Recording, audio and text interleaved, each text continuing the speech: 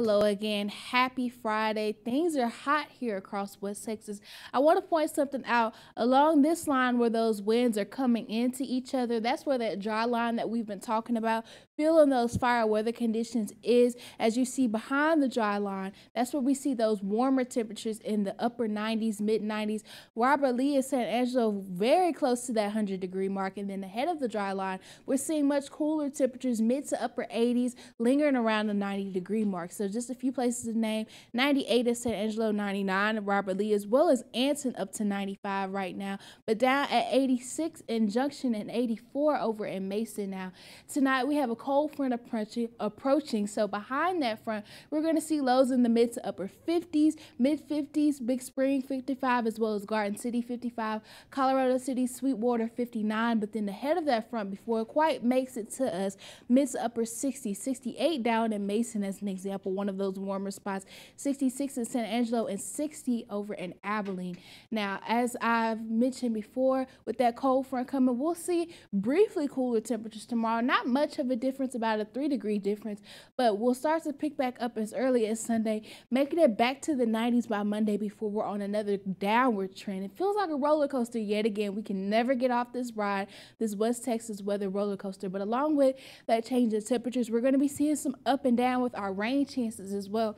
Going into the weekend, we're going to see some isolated to scattered chances for showers and thunderstorms carrying over into the start of next week before we hit a short lull and then things pick back up going into mid next week. So what exactly is going on? Well, first, on Sunday, we do have this potential for severe weather. As you see, about 2/3 of our viewing area included in that level 2 risk. That is just part of an even bigger scope here in the Texas Panhandle. That remaining 1/3 either in that level 1 risk or this very tail end, just looking at regular thunderstorm activity. But the main concerns with this severe weather potential are those damaging wind gusts and large size hail.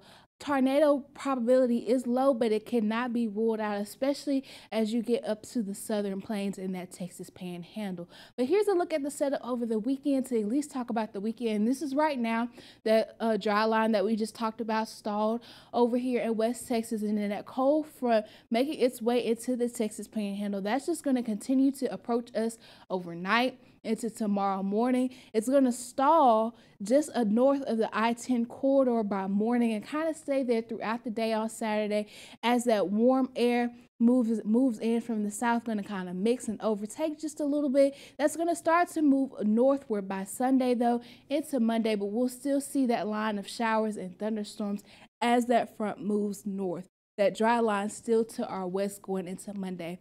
Now, here's a look at your 7-day. We're going to have those rain chances going into the start of next week, kicking off our work week next week in the lower 90s before we hit a slight cooling trend before we get another round of showers and thunderstorms by mid next week. But we'll end off our week next week in the upper 80s under partly cloudy skies. Back to you, Esmeralda.